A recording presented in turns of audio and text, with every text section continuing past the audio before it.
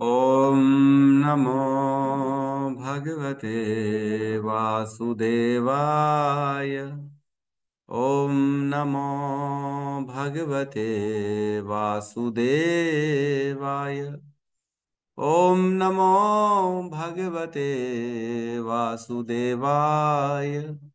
यः स्वानुभावम् अखिलं श्रुतिसारमेकम् आध्यात्मदीपम् अतितीर्षितां तमोऽन्धम् संसारिणां करुणया पुराणगुह्यम् तं व्याससूनम् उपयामि गुरुं मुनीनां। नारायणं नमस्कृत्य नरं चैव नरोत्तमं देवीं सरस्वतीं व्यासं ततो जयमुदीरये। श्रवणतां स्वकथा कृष्ण पुण्यश्रवणकीर्तिनः हृदयन्तस्तो हि अभद्राणि विदुनोति सुहृतसताम्। नष्टप्रायेषु अभद्रेषु नित्यं भागवत सेवया भगवती उत्तम श्लोके भक्तिर्भवति नैष्टिकी। कृष्णाय वासुदेवाय देवकी नंदनाय च नंदगोपकुमाराय गोविन्दाय नमो नमः। नमः पंकजनाभाय नमः पंकजमालिने नमः पंकजनेत्राय नमस्ते पंकजांग्रिये। जय श्री कृष्ण चैतन्य प्रभु नित्यानंद श्री अद्वैत गदाधर श्रीवासादि गौर भक्त वृंद। हरे कृष्णा कृष्णा कृष्णा हरे हरे, हरे राम राम राम हरे हरे। हरे कृष्णा कृष्णा कृष्णा हरे हरे, हरे राम राम राम हरे हरे। हरे कृष्णा कृष्णा कृष्णा हरे हरे, हरे राम राम राम हरे हरे। हरे कृष्णा। सभी भक्तों का स्वागत है प्रातःकालीन श्रीमद् भागवतम के सत्र में। एट प्रेजेंट हम लोग दूसरे स्कंद के तीसरे अध्याय का वर्णन कर रहे हैं, जिसमें कल हमने 8वां और 9वां श्लोक को लिया था, जिसमें देवी देवताओं के द्वारा कौन सा सुपरमार्केट खुला हुआ है, क्या खरीदारी करनी है, देवी देवताओं से क्या इच्छा करनी है, क्या वरदान मांगने हैं, वो सारा डिस्कशन चल रहा है। 8वें नंबर श्लोक में कहते हैं, ज्ञान के आध्यात्मिक विकास के लिए मनुष्य को भगवान श्री विष्णु या उनके भक्त की पूजा करनी चाहिए। आध्यात्मिक ज्ञान के लिए पूर्ण पुरुषोत्तम उत्तम श्लोकम, है ना, धर्म के लिए बेसिकली धर्मार्थ, है ना। तो ऐसा नहीं समझना है धर्म अर्थ काम मोक्ष वाला धर्म और अर्थ दोनों एक साथ हो जाएगा, धर्म भी और पैसा भी, वो नहीं है। ये केवल धर्मार्थ है ना, इसमें अर्थ नहीं है। इसके लिए उत्तम श्लोकम, है ना, भगवान को। और क्या करें, संतान और उनकी सुरक्षा के लिए पितरों को तंतु तनवन, तंतु मीन्स संतान और तनवन मीन्स उनकी रक्षा के लिए पितरों को। कल वो वीडियो डाले थे, देखे थे सबने? गौतम बुद्ध प्रभु ने एआई वाला वीडियो, एक वीडियो पोस्ट किया था, नहीं देखा लोगों ने? देखना देखा ना जरूर, और प्रभु। हाँ, अच्छा अच्छा है ना। वीडियो था सर। हाँ, हाँ बहुत ही अच्छा था। मतलब वो एकदम क्लियरली समझ में आ गया। ऐसे तो हमने हाँ कहानी सुनी थी कैलाश की, बट वो वीडियो देखने के बाद एकदम क्लियरली समझ में आ गया और बहुत ही इंटरेस्टिंग। मतलब बच्चों को भी हाँ दिखाने से इंटरेस्ट से हाँ, देखते हैं, इतना अच्छा वीडियो है बहुत वो। बहुत अच्छे। हाँ, तो बहुत अच्छा जरूर है। देखिए, सभी लोग जरूर देखिए और उसको सर्कुलेट भी करिए, क्योंकि उससे बहुत जी। अच्छी शिक्षा मिलती है। उससे समझ में आता है कि ये आदमी की कैसे योनि बदलती है, कैसे दूसरी योनि में भी वो अभी भी पिछली आसक्ति चल रही है उसकी मनुष्य में, है ना। तो इस प्रकार बहुत सुंदर है वो, देखिएगा। और कह रहे हैं, रक्षा कामा पुण्य जनाना, मतलब बाधाओं से रक्षा के लिए, जो दुख तकलीफ है उनसे रक्षा के लिए पुण्य जनाना। पुण्य जनाना किसको कह रहे हैं यहाँ पे? पवित्र व्यक्तियों को, है ना। पवित्र व्यक्ति कौन है यहाँ पे? उन्नति मरुदगण, नहीं मरुदगण नहीं, रक्षा के लिए, वंश की रक्षा के लिए तथा कुल की उन्नति के लिए उसे मरुदगण एवं अन्य देवताओं की पुण्य जन, ठीक है, इसमें अपन बहुत ज्यादा। और ओजस कामो मरुदगण, ओज बढ़ाने के लिए मरुदगणों की पूजा करनी। फिर कहते हैं 9वें श्लोक में, जो व्यक्ति राज सत्ता पाने का इच्छुक हो उसे मनुओं की पूजा करनी चाहिए।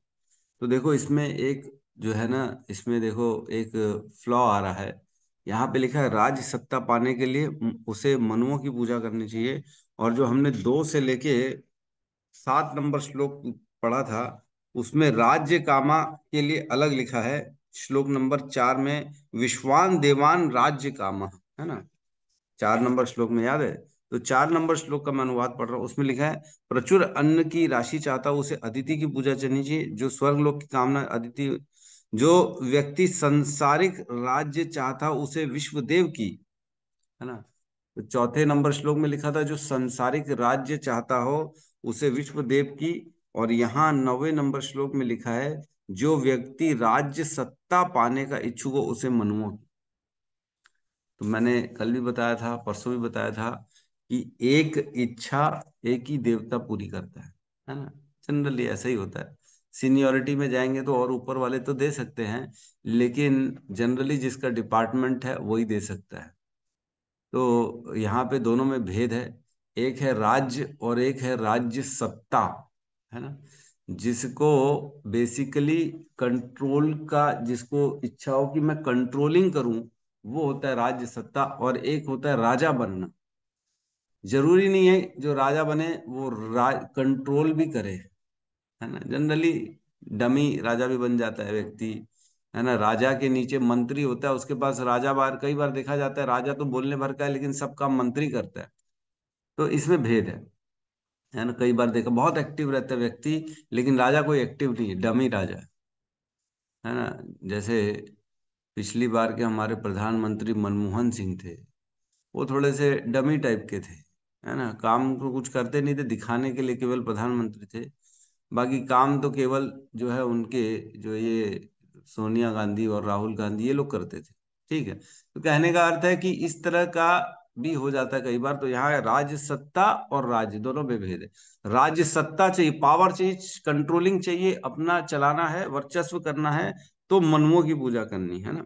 आगे कहते हैं, जो व्यक्ति शत्रुओं पर विजय पाने का इच्छुक हो उसे असुरों की, और जो इंद्रिय तृप्ति चाहता हो उसे चंद्रमा की, है ना। तो इसमें भी भेद आ जाएगा, इंद्रिय तृप्ति और इंद्रिय, है ना। एक और आया था हमने दूसरे नंबर श्लोक में बोला था, इंद्रियों की इच्छा करने वाले इंद्र की। तो ठीक है, हम सब्जेक्ट ये बहुत ज्यादा नहीं है, हम इसमें बहुत ज्यादा डिस्कशन करेंगे तो हमारा जो आज मेन श्लोक है उसमें हमारा समय कम हो जाएगा, इसलिए हम इसको नहीं पढ़ रहे बहुत ज्यादा। ठीक है, इंद्रिय तृप्ति चाहता हो उसे चंद्रमा की पूजा करनी चाहिए, किंतु जो किसी प्रकार के भौतिक भोगों की इच्छा नहीं करता उसे पूर्ण पुरुषोत्तम भगवान की पूजा करनी चाहिए। किसी अकामः पुरुषम परम, जिसके पास कोई कामना नहीं है उसे परम पुरुष भगवान श्री कृष्ण, विष्णु, नारायण, हरि, इनकी पूजा करनी चाहिए। तो इन श्लोकों से ऐसा लग रहा है, जिनकी जिनकी कामनाएं हैं उनकी देवता के पास जाना चाहिए, और जिनकी कोई कामना नहीं है केवल उनको ही कृष्ण के पास आना चाहिए। समझ में आ रहा है? यहाँ पे लिखा है अकामम पुरुषम परम, जिसकी कोई कामना नहीं है, या जिसकी कामनाएं, जो अपनी कामनाओं से विरक्ति चाहता है ना, जो कामनाएं शून्य करना चाहता है, ऐसे व्यक्ति को परम पुरुष की पूजा करनी चाहिए। समझ में आ रहा है? देवताओं के लिए जैसे बताया, राज्य चाहिए तो मनुओं की करो, है ना। और शत्रुओं पर विजय पाना है तो असुरों की करो, इंद्रिय तृप्ति चाहता हो तो चंद्रमा की करो, और कोई इच्छा नहीं हो तो केवल कृष्ण की पूजा करो। 9वें नंबर श्लोक, 7 2 से लेके 9 तक के जो श्लोक हैं उसमें ऐसा लग रहा है कि कृष्ण की तभी पूजा करो जब कोई इच्छा ना हो।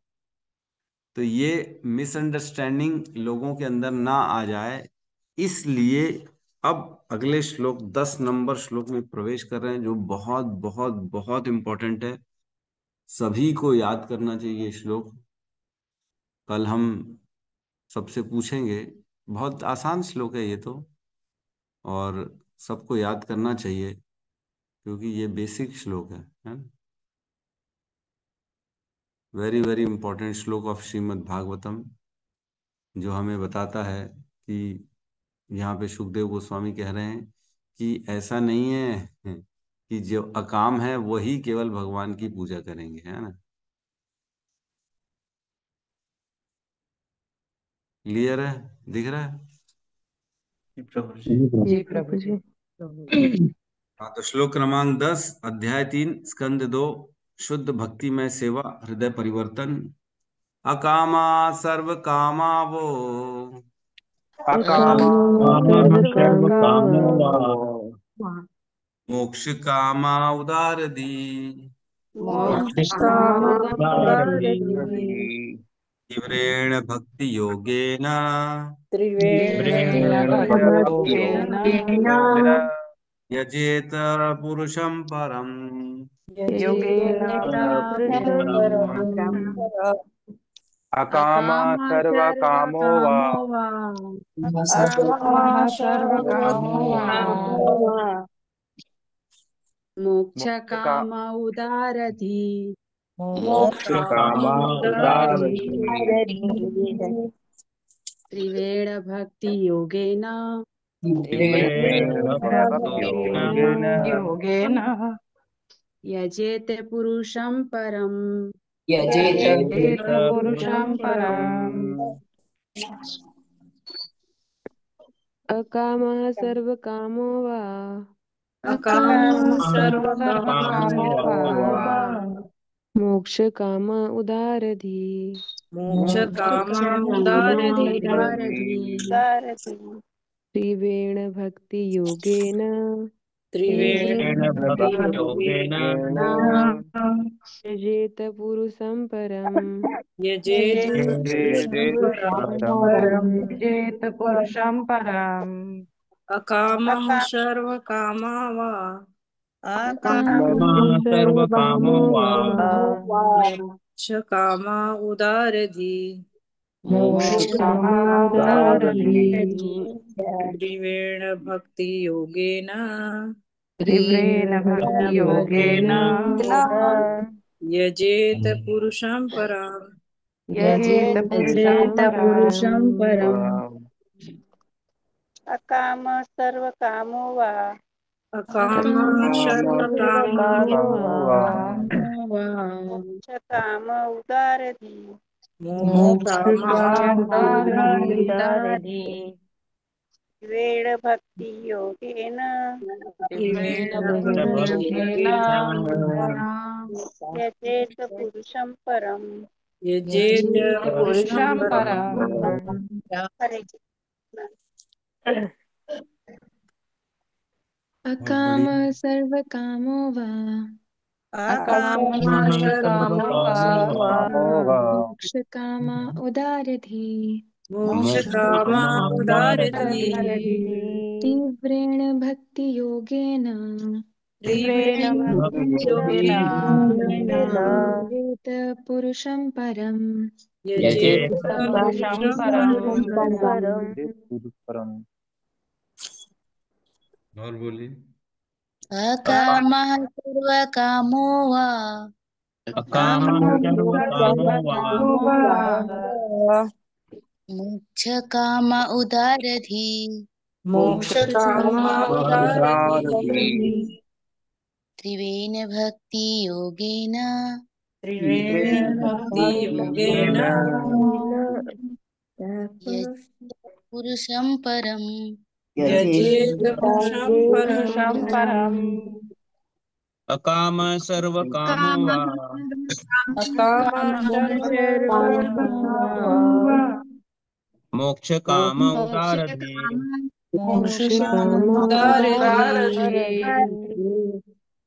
तीव्रेण भक्तियोगेन त्रिवेण भक्ति योगेन यजेत पुरुषं परम्। यजेत पुरुषं परम् परम्। अकाम सर्वकामो वा अकाम सर्वकामो वा मोक्षकाम उदारति मोक्षकामा उदारति त्रिवेण भक्तियोगेन त्रिवेण भक्ति योगेन यजेत पुरुषं परम् यजेत पुरुषं पुरुषं परम्। हरे कृष्ण।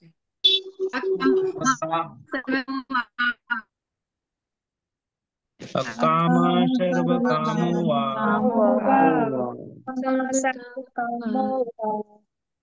मोक्षकाम उदारति उदारति मोक्षकामो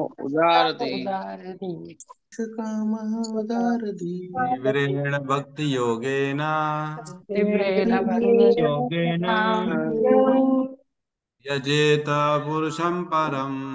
यजेत पुरुषं परम। अनुवाद।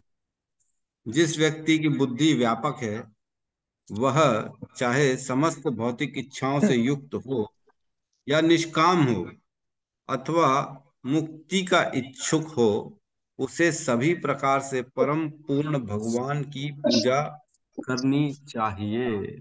ओम अज्ञानतिमिरन्धस्य ज्ञानाञ्जनशलाकया चक्षुरुन्मिलितं येन तस्मै श्री गुरुवे नमः। श्री चैतन्य मनोभीष्टं स्थापितं येन भूतले स्वयं रूपः कदा मह्यं ददाति स्वपदान्तिकम्। वन्देऽहं श्रीगुरु श्रीयुतपदकमलं श्रीगुरून् वैष्णवांश्च श्रीरूपं सागरजातं सहगण रघुनाथान्वितं तं सजीवं साद्वैतं सावधूतं परिजनसहितं कृष्ण चैतन्य देवं श्री राधा कृष्ण पादान् सहगण ललिता श्री विशाखान्वितांश्च। हे कृष्ण करुणा सिंधु दीनबंधु जगतपते गोपेश गोपिका कांता राधा कांत नमस्तुते। तप्त कांचन गौरांगी राधे वृंदावनेश्वरी वृषभानुसुते देवी प्रणमामि हरिप्रिये। वाञ्छाकल्पतरोभश्च कृपा सिन्धुभ्य एव च पतितानां पावनेभ्यो वैष्णवेभ्यो नमो नमः। नमो विष्णुपादाय कृष्णपृष्ठाय भूतले श्रीमते भक्तिवेदांत स्वामीति नामिने। नमस्ते सारस्वते देवे गौरवाणी प्रचारिणे निर्विशेष शून्यवादी पाश्चात्य देशतारिणे। जय श्री कृष्ण चैतन्य प्रभु नित्यानंद श्री अद्वैत गदाधर श्रीवासादि गौर भक्त वृंद। हरे कृष्णा कृष्णा कृष्णा हरे हरे, हरे राम राम राम हरे हरे। हरे कृष्णा। बहुत ही सुंदर श्लोक है। ये कहते हैं इस श्लोक को लाइफ सेविंग श्लोका, जीवन बचाने वाला श्लोक है ये, है ना। ऐसा नहीं लगना चाहिए किसी को यार गोपाल की भक्ति करे तो ठन ठन गोपाल हो गए हैं, सुदामा बन गए। अरे क्या हमको दूसरी इच्छाएं हैं तो क्या हम भगवान की पूजा ना करें? कृष्ण की पूजा क्या केवल निष्काम होके की जा सकती है? क्या इंद्रिय तृप्ति के लिए कृष्ण को नहीं पूजा जा सकता क्या? भाई जिनको कृष्ण में प्रेम है, आसक्ति है और इच्छा है, सपोज करो, कोई बुराई थोड़ी है। हम सब क्या इच्छाओं से मुक्त हो चुके हैं? क्या किसी में भी कोई इच्छा नहीं है? भर भर के है, एक नहीं दसों निकलेंगी, है ना। इतनी सारी इच्छाएं हैं जिसकी लिस्ट बनाएंगे तो खत्म ही नहीं होगी। तो क्या हम कृष्ण की पूजा ना करें? नहीं नहीं, कर सकते, कर सकते। सुखदेव अब फाइनल कंक्लूजन में पहुंच रहे। सुखदेव गोस्वामी कह रहे नहीं नहीं, ऐसा नहीं है कि देवताओं के पास जाना है। और अब बता रहे हैं अकामा सर्व कामो वा, जिसकी कोई कामना नहीं है, चाहे जिसकी सभी प्रकार की कामनाएं, अकामा सर्व कामो वा, या फिर मोक्ष कामा उदारती, किसी की मोक्ष की भी कामना है। एक तो हो गई कोई कामना नहीं है, फिर हो गई सारी बहुत सारी सर्व कामा, बहुत सारी भौतिक आसक्तियां लगी पड़ी हुई है, ये भी चाहिए वो भी चाहिए। और मोक्ष कामा उदारती, और मोक्ष चाहिए, किसी को जन्म मृत्यु के चक्र से छुटकारा चाहिए। तो इन तीनों अवस्थाओं में क्या करना चाहिए? उदार दी, जो उदार दी है ऐसा बुद्धिमान व्यक्ति होना चाहिए, लेकिन वो, है ना। और तीव्रेण भक्ति योग है, उसे तीव्रता से बहुत स्पीडली भगवान की भक्ति करनी चाहिए। किसकी? यजेत पुरुषम परम, जो परम पुरुष है भगवान श्री कृष्ण, उनकी पूजा करनी चाहिए। तो इस श्लोक में अब हम प्रवेश करते हैं, एक एक करके समझते हैं कि क्या बताया है श्रीला सुखदेव गोस्वामी ने। अकामा, अकामा मीन्स हमने पहले ही पढ़ा, जिसकी कोई कामनाएं नहीं हैं, या फिर जो अपने जीवन में कोई कामना जो है उनको शून्य करना चाहते हैं, उनको जीरो पे लाना चाहते हैं। कामनाएं तो हैं लेकिन चाहता नहीं हूं कि कामना कोई रहे। टारगेट मालूम है लेकिन एट प्रेजेंट हम वहां पे नहीं। एट प्रेजेंट कामनाएं हैं लेकिन चाहते हैं शून्य हो जाए, तो भी ऐसा व्यक्ति भी अकामा के उसमें आएगा। तो एक चीज मैं बता दूं, पहले अकामा लिखा है, फिर सर्व कामा लिखा है, फिर मोक्ष कामा लिखा है। तो धीरे धीरे ऐसा बढ़ रहा है ना। पहले जिसकी कामना नहीं है उनसे ज्यादा सर्व कामा, बहुत ज्यादा कामनाएं वाले व्यक्ति उससे ऊपर है, वो भी कर सकते हैं। और सर्व कामा के भी ऊपर है मोक्ष कामा, और उनकी तो और ज्यादा इच्छा है। हम जाएंगे एक एक करके चर्चा करेंगे। तो पहले अकामा में चर्चा कर लेते हैं। अकामा, तो अकामा का अर्थ जो है मैंने बताया पहले ही, तो लेकिन क्या ये हमारे गृहस्थों पे डिपेंड करता है? क्या गृहस्थों को अकामा होना चाहिए? क्या ये केवल ब्रह्मचारियों के लिए है? नहीं नहीं प्रभु, गीता तो अर्जुन को बोली ना, हम उस लेवल के नहीं, हमारे लिए थोड़ी गीता। ऐसा नहीं है, सबके लिए है गीता। आप किसी भी वर्ण में हो, किसी भी आश्रम में हो, कोई भी योनि में हो, योनि तो खैर मनुष्य योनि होनी चाहिए, अदरवाइज तो समझ में नहीं आएगा।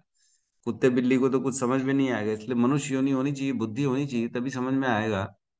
स्त्री हो, पशु, स्त्री हो, पुरुष हो, या कोई भी आश्रम में हो, कोई भी वर्ण में हो, सबके लिए है ये ज्ञान। उसी प्रकार अकामा किसी भी आश्रम में हो, आश्रम पे डिपेंड नहीं करेगा। स्त्री हैं, अरे प्रभु हम तो स्त्री हैं, बच्चों की प्रसन्नता है ना, हम तो प्रभु गृहस्थ है ना, कमाना तो पड़ेगा ना। या फिर अन्य कोई भी वर्ण, कोई भी आश्रम में क्यों ना हो, हर वर्ण हर आश्रम के लिए है अकामा। हो सकता है कोई गृहस्थ में हो, उसकी कोई कामना ना हो, ऐसा देखा है हमने, घर बार लोग छोड़ देते, कोई कामना ही नहीं। या हो सकता है गृहस्थ में हो लेकिन अब आगे कामनाएं नहीं चाहिए। आज तो है, आसक्ति है भगवान मेरे पुत्र में, मेरे बच्चे में, लेकिन मेरी आसक्ति जीरो कर दो, मेरे को नहीं चाहिए ये सब आसक्ति, संसार के परपंच में नहीं पड़ना है।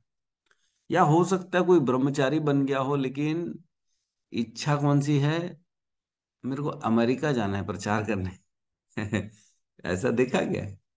या मैं टेम्पल प्रेसिडेंट बन जाऊं, ब्रह्मचारी है। ब्रह्मचारी क्यों बना? घर बार छोड़ दिया, अब कोई कामना नहीं है, अब केवल भगवान की सेवा करनी, भगवान की भक्ति करनी है। लेकिन ब्रह्मचारी बनने के बाद धीरे धीरे धीरे धीरे इच्छाएं उत्पन्न हुई, अब उसको टेम्पल का प्रेसिडेंट बनना है। अकामा, अकामना कहाँ से आ गई अकामा? तो लगता जरूर है हमको अकामा, लेकिन कामनाएं तो रहती है सबके अंदर, कहीं ना कहीं सूक्ष्म रूप में है, कहीं ना कहीं। तो ऐसे सभी व्यक्तियों के लिए जो है अकामा मीन्स भगवान की भक्ति करें तो कामनाओं के रहित हो जाएंगे। ये बहुत इंपॉर्टेंट है कि जो भी भगवान की भक्ति करेगा धीरे धीरे उसकी सारी कामनाएं शून्य हो जाएंगी। भगवान के यही गुण है, भगवान कामनाओं को खत्म कर देते, इच्छाओं रहित कर देते व्यक्ति को। लेकिन किसी भी देवी देवता की पूजा करेंगे तो कामनाएं खत्म नहीं होंगी। ये दोनों में भेद है। देवी देवताओं की पूजा करने से कभी कामना खत्म नहीं होती, उल्टा बढ़ जाती है। हिरण्यकश्यपु ने 36,000 साल ब्रह्मा जी की घोर तपस्या करके उनको प्रसन्न किया, तो क्या उनके अंदर कामनाएं खत्म हुई?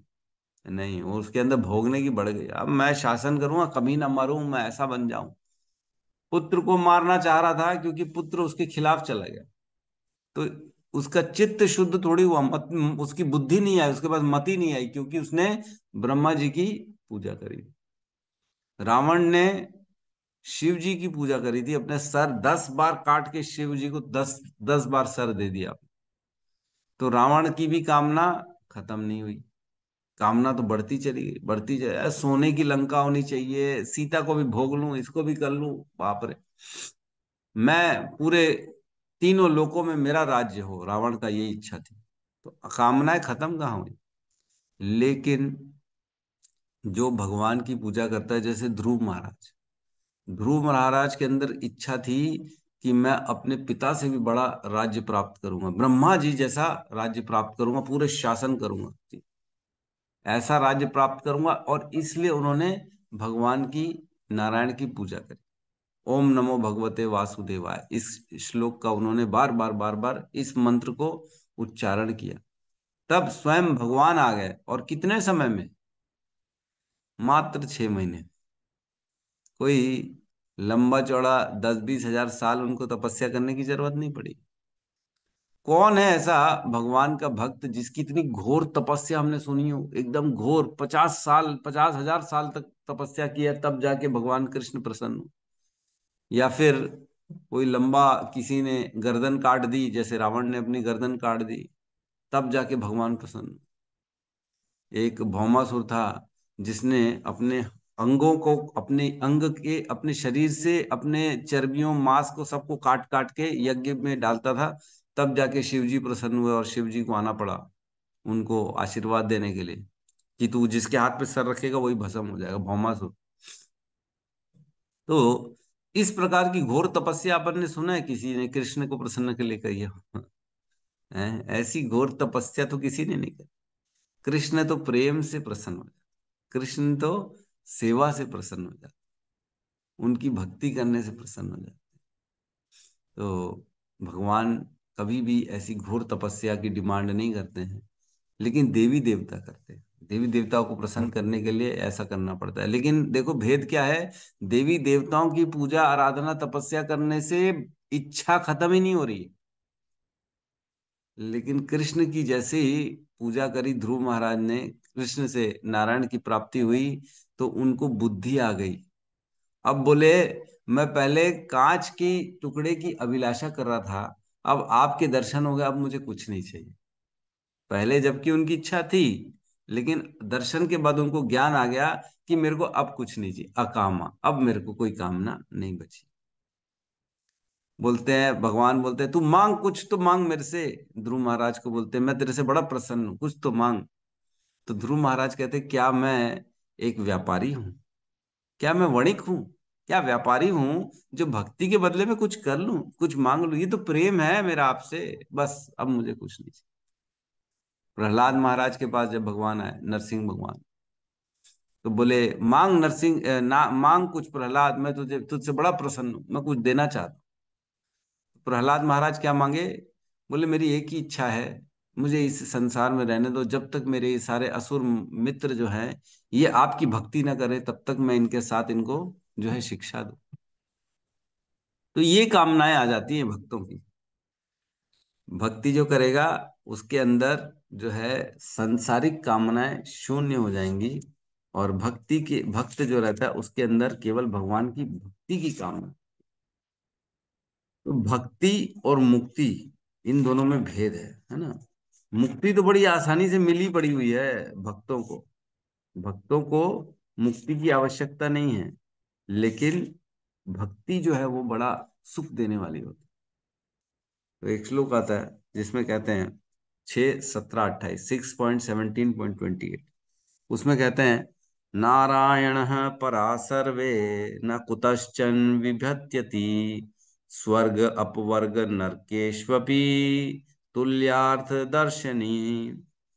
पूरी तरह से पूर्ण पुरुषोत्तम भगवान नारायण की सेवा में लीन रहने वाले भक्तजन जीवन की किसी भी अवस्था से भयभीत नहीं होते हैं। उनको भय होता ही नहीं, किसी भी अवस्था से भयभीत नहीं होते हैं। उनके लिए स्वर्ग, मुक्ति तथा नरक एक समान है, क्योंकि ऐसे भक्त ईश्वर की सेवा में ही रुचि रखते हैं। तो जो भगवान के भक्त हैं उनको भक्ति में जो आनंद आता है वह न स्वर्ग में है, न नरक में है, न मुक्ति में है। स्वर्ग, मुक्ति तथा नरक एक समान, एक समान सोचते, सोचो भगवान के भक्त, नरक और मुक्ति एक समान। अरे बाप रे, कैसी बात कर रहे हो लोग। देखो जब हम अभी चर्चा करेंगे मुक्ति के बारे में ना, मोक्ष कामा उदार दी, तो मोक्ष की कामना एक्चुअल में सबसे बड़ी कामना। ऐसा लग रहा है कि व्यक्ति तो छुटकारा चाह रहा है, लेकिन वो छुटकारा यद्यपि छुटकारा नहीं है, वो दुखों से निवृत्ति चाहता है। तो ये सबसे बड़ी इच्छा है, मतलब सर्व काम से भी बड़ी इच्छा है मोक्ष काम। मतलब ये कोई कामना रहित नहीं है, ये कामना अत्यधिक कामना है, उसे मोक्ष कामना कहेंगे। इसलिए मुक्ति की डिमांड कभी कोई भक्त करता ही नहीं, क्योंकि मुक्ति जो है ना, मुक्ति का अर्थ है व्यक्ति चाह रहा है कि मैं अपने दुखों से दूर हो जाऊं और मुझे शाश्वत सुख मिल जाए, यह होती है मुक्ति। इस भौतिक प्रपंच से दूर चले जाएं, जन्म मृत्यु के चक्र से परे चले जाएं, ये संसार में जो कष्ट हैं, दुख है, तकलीफ है, इनसे मैं दूर हो जाऊं, ये कामना होती है मुक्ति में। मैं बस वहां चले जाऊं जहां सुखी सुख है, ये कामना है मुक्ति। मतलब सुखों को प्राप्त करना और दुखों से दूर होना, मुक्ति का अर्थ ये है। मुक्ति में भगवान से कोई लेना देना नहीं है उनको। ये नहीं होती कि मैं मुक्ति पालूंगा तो भगवान की सेवा करूंगा, भगवान के साथ रहूंगा, उनके उनके सुख के लिए कार्य करूंगा, ये कामना नहीं है मुक्ति। मुक्ति अर्थ यह है कि मैं तो छुटकारा पाऊं भैया, मेरे को नहीं चाहिए ये सब जंजाल, हट, बेकार है। तो बेसिकली मुक्ति का अर्थ है कि अत्यधिक, देखो ये ऐसा सीक्वेंस चल रही, अकामा जिसमें कामनाएं नहीं है, सर्व कामा मीन्स जिसमें सारी कामनाएं हैं, फिर मोक्ष कामा मतलब इससे भी ऊपर है, सर्व कामा से भी ऊपर है मोक्ष कामा, मतलब सारी कामनाओं से भी ज्यादा जिसकी कामनाएं होती है ना, वो मोक्ष के लिए प्रयास करता है। मतलब भौतिक भोगों से ज्यादा कामी व्यक्ति होता है मोक्ष काम, है ना? ये समझ पा रहे हैं ना? छोटा, बड़ा, फिर सबसे बड़ा, कम इच्छा, ज्यादा इच्छा, सबसे ज्यादा इच्छा। कम इच्छा हो गई मोक्ष अकामा, इच्छाएं हो गई सर्व कामा, और सबसे ज्यादा कामना हो गई मोक्ष कामा। इस प्रकार ये श्लोक चल रहा है। हमने कभी देखा ही नहीं होगा ये श्लोक ऐसा। मोक्ष काम प्रभु जी, तो हमने कभी सोचा भी नहीं था कि ये इतनी ज्यादा कामनाओं वाला व्यक्ति मोक्ष काम के लिए प्रयास करता है। यस, मोक्ष कामना एक तरह से सेल्फिशनेस है। हम केवल अपने लिए सोच रहे हैं, केवल इस दुखों से दूर जाना चाहते हैं, केवल अपने आनंद के लिए, अपने सुख के लिए हम मोक्ष चाहते हैं, बाकी और किसी के लिए नहीं चाहते। प्रेम नहीं है उसमें। आत्म इंद्रिय प्रीति वांछा तारे बोले काम, कृष्ण इंद्रिय प्रीति वांछा धरे प्रेम नाम। हमारी इच्छाओं की जो पूर्ति होती है, हम अपने सुखों के लिए जो प्रयास करते हैं उसे काम कहते हैं। लेकिन जो कृष्ण की इंद्रिय, कृष्ण इंद्रिय प्रीति वांछा, कृष्ण को जो अच्छा लगे वो कार्य करते तो उसे कहते हैं प्रेम। प्रेम किसे कहते हैं? कृष्ण को जो अच्छा लगे वो कार्य को प्रेम कहते हैं। लेकिन हम क्या समझते प्रेम क्या है? स्त्री पुरुष का प्रेम प्रेम है, गर्लफ्रेंड बॉयफ्रेंड का प्रेम प्रेम है, माता पुत्र का प्रेम प्रेम है, पुत्री पिता भाई बहन इनका प्रेम प्रेम है। ये तो हम अवधारणाओं के कारण प्रेम समझ रहे। ये शरीर को जब तक हम मानेंगे ना कि ये शरीर मैं हूं, तब तक शरीर से रिलेटेड जो रहेंगे उनको लगेगा प्रसन्न करना ही हमें सुख देता है। लेकिन जब हम इसके मूलभूत आत्मा पे आएंगे, तब पता पड़ेगा कि आत्मा तो कृष्ण से उत्पन्न हो रही है, और आत्मा का तो स्वरूप ही कृष्ण की सेवा करना है। तो जिस दिन हम कृष्ण की सेवा करने में लगेंगे, तब हमें एक्चुअल सुख मिलेगा। लेकिन बद्ध अवस्था में, क्योंकि हम अज्ञान में हैं, हम अपने आप को शरीर मानते हैं, और इस दूषित मन के द्वारा जो यहाँ पे ऐसा लगता है इधर सुख है, इधर सुख है, इधर सुख है, उन कार्यों को करने लगते हैं सुख के लिए। भक्ति एक्चुअल में, व्यक्ति जो है ना वो डिस्ट्रैक्ट हो चुका है, पथ भ्रष्ट हो चुका है, वो दिशाहीन हो गया है। इसलिए अपने सुखों के लिए क्या करता है? वो संसार में सेवा करता है और प्रेम चाहता है। यद्यपि सेवा और प्रेम हमारा मूलभूत यही सिद्धांत है, आत्मा को प्रेम और सेवा ही चाहिए। लेकिन क्योंकि हम अपनी पहचान आत्मा से नहीं करते हैं, शरीर से करते हैं, इसलिए शरीर की प्रेम और शरीर की सेवा से लगता है हमें सुख मिलेगा। तो जैसे हम शरीर से अपनी आइडेंटिफिकेशन करते हैं, तो शरीर से अन्य अन्य लोगों में, अन्य अन्य संसार के व्यक्तियों में, है ना, जल में, पानी, इसमें जंगल में, जानवरों में, पशुओं में, इनमें सेवा और प्रेम ढूंढते हैं। जब व्यक्ति को अपनों से लड़ाई हो जाती तो देखते हैं हम, पहले तो क्या करता है? अपने परिवार से प्रेम करता है, दोस्तों से प्रेम करता है, फिर व्यक्ति क्या करता है? उनकी सेवा करता है, पुत्र की सेवा करेगा, पौत्र की सेवा करेगा, घर की सेवा करेगा, है ना। फिर उसको लगेगा अरे इसमें तो नहीं है, सुख नहीं है, तो क्या करेगा? समाज की सेवा करेगा, समाज से प्रेम करेगा। फिर धीरे धीरे करते करते लगेगा अरे इसमें तो सुख नहीं है, इससे अच्छा तो प्रकृति की सेवा करो। तो फिर धीरे से प्रकृति की सेवा करेगा, प्रकृति से प्रेम करेगा, उसको लगेगा शायद इसमें सुख है। फिर लगेगा अरे इसमें भी सुख नहीं है, तो फिर बोलेगा ओ अब क्या करें, अब क्या करें, अब जानवरों की सेवा करो। बेचारे मूक है ना, बधिर भी है ना, उनको बोल नहीं सकते ना, उनका दुख कौन देखेगा? मैं ही तो हूँ एक अकेला देखने। तो फिर क्या करता है व्यक्ति, कुत्तों की सेवा करता है, कुत्तों को प्रेम करता है। ऐसे हमारे बहुत सारे एग्जाम्पल है अड़ोस पड़ोस में, मैं देखता हूँ। कुत्तों की सेवा करते, सुबह सुबह 5 बजे उठेंगे, कुत्ते को घुमाएंगे, रातों को 11-12 बजे जाग जाग के कुत्ते की सेवा करेंगे। कुत्ता मालिक है कि ये मालिक है, समझ में नहीं आ रहा है। कौन किसकी सेवा कर रहा है ये समझ में ही नहीं आ रहा है। कुत्ता भौंक रहा है सुबह 4 बजे, तो आदमी नींद उठ के अपना नींद खोल के जबरदस्ती उठ रहा है। सेवक कौन है, सेवा कौन ले रहा है, समझ में नहीं आ रहा है। लेकिन व्यक्ति को ये अवधारणा है, उसको मिसअंडरस्टैंडिंग है कि मैं मालिक हूँ। कुत्ता कौन है, कुत्ते का मालिक मैं हूँ। लेकिन कुत्ता तुम्हारा मालिक है, कुत्ता तुमसे सेवा ले रहा है। तुम उससे सेवा नहीं ले रहे हो, तुम उसकी सेवा कर रहे हो। तो मालिक कौन होता है? जो सेवा लेता है वही मालिक होता है। लेकिन बद्ध अवस्था में हमारी बुद्धि काम नहीं करती, हम भ्रम में चले जाते हैं। हमको लगता है मैं मालिक हूं और ये कुत्ता मेरा है, तो कुत्ते का मालिक मैं हूं। लेकिन यद्यपि आप कुत्ते के सेवक हैं और मालिक कुत्ता है। तो व्यक्ति अज्ञान के कारण ऐसी जगह जाता है, ऐसे ऐसे जगह में सेवा करता है और प्रेम करता है, और उसको लगता है शायद मैं सुखी इससे होऊंगा। लेकिन आत्मा का स्वरूप तो कृष्ण की सेवा करना है। तो जैसे ही हम अपनी सेवाओं को और प्रेम को कृष्ण के प्रति उसको डाइवर्ट कर देते हैं, तब हम वास्तविक सुख का अनुभव करते हैं। जैसे जैसे इसमें आगे बढ़ेंगे, ये सुख और आनंद और आगे बढ़ता चला जाएगा, धीरे धीरे ग्रेजुअली बढ़ता चला जाएगा, खत्म ही नहीं होता, बढ़ता चला जाएगा। अगर सुख नहीं होता तो कृष्ण क्या माधव दास की सेवा करते? भक्त की सेवा करते कृष्ण हैं? बिल्ला मंगल ठाकुर को हाथ पकड़ पकड़ के कुटिया में रोज उनको खाना पहुंचा रहे, छोटे से गोपाल जी बनकर भगवान स्वयं आते हैं। भगवान उनके लिए खाना बना रहे हैं, भगवान उनकी सेवा कर रहे हैं।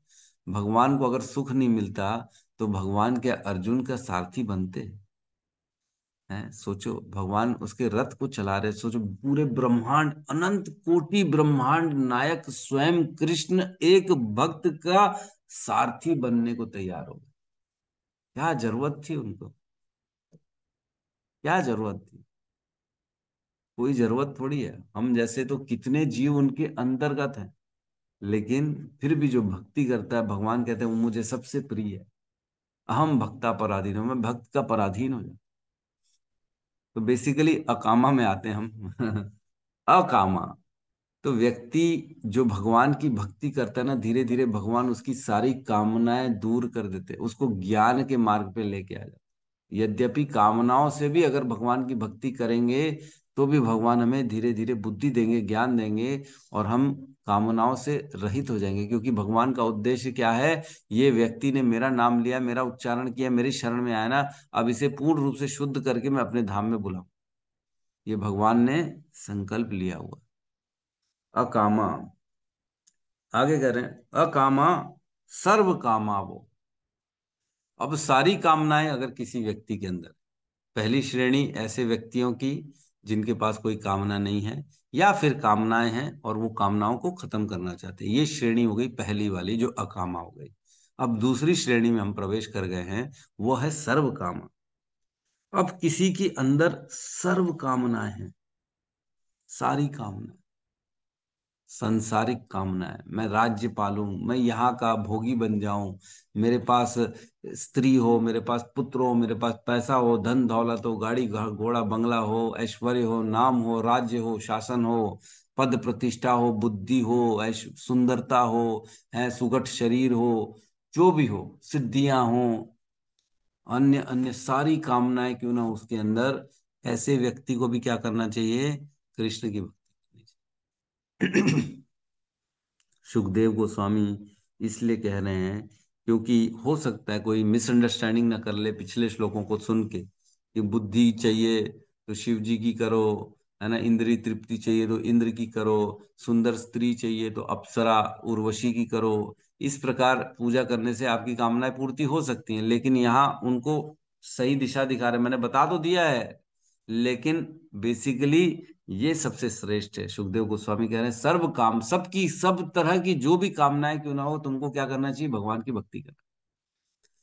क्या होगा सारी कामनाएं से? धीरे धीरे जैसे ही भगवान की भक्ति करेगा तो भगवान उसकी बुद्धि को प्रखर कर देंगे, उसकी बुद्धि को शुद्ध कर देंगे, और धीरे धीरे उसकी इच्छाएं down down down down down down down होना चालू हो जाए। ये तो हम अपने जीवन में भी देख सकते हैं कि नहीं देख सकते हैं? चोर को चोरी करने की इच्छा होती है कि नहीं? चोर को ये इच्छा रहती है कि मैं चोरी करके बहुत बड़ा पैसे वाला बन जाऊं, तो उसकी भी इच्छा है। तो ऐसे व्यक्ति को भी किसकी पूजा करनी चाहिए? कृष्ण की पूजा करनी चाहिए, चोरी करने वाले की भी। तो कोई भी खाने पीने की हो, केवल जो है किसी भी प्रकार की क्यों ना इच्छा हो, व्यक्ति को भगवान की पूजा करनी चाहिए। तो भगवान सीमित नहीं है। ऐसा नहीं है कि भगवान इच्छा वाले को इच्छा नहीं देंगे। ऐसा नहीं सोचना कि अरे भगवान की पूजा करने से तो मेरी इच्छा खत्म हो जाएंगी, इसलिए मैं इच्छा भगवान की नहीं करता। ऐसा नहीं। भगवान जिसकी इच्छा होती है उसको वो इच्छा का वर देते भी हैं। हम पढ़े थे, कल ही परसों चर्चा हो रही थी, जो अदिति थी, अदिति की इच्छा थी कि उसके पुत्रों को वापस स्वर्ग की प्राप्ति हो जाए, तो भगवान ने उनकी इच्छा पूर्ति करी। वामन रूप में उनके पुत्र में आए और उन्होंने वापस से उनके पुत्रों को स्वर्ग की प्राप्ति करा दी। तो इच्छा पूर्ति हुई, ऐसा नहीं कि नहीं हुई। लेकिन भगवान हमारी इच्छाओं में जो है ना, ऐसा मान के चलो छन्नी लगा लेते हैं, उसमें जो हमारे लिए हितकारी चीजें होती वो कराते हैं। गलत चीज नहीं कराएंगे। जैसे अदिति ने बोला था कि बलि का वध भी कर दो, तो भगवान ने बोले बलि का वध नहीं करूंगा। तुम्हारी अच्छा इच्छा जो है स्वर्ग की, वो मैं दिला देता हूँ, लेकिन बलि का वध नहीं करूँ। तो गलत काम जो है ना भगवान नहीं कराते हमसे। इस बात पे हमें आश्वस्त होना चाहिए कि मैं भगवान की सरेंडर में जा रहा हूं, तो मेरे साथ कुछ भी अहित नहीं होगा।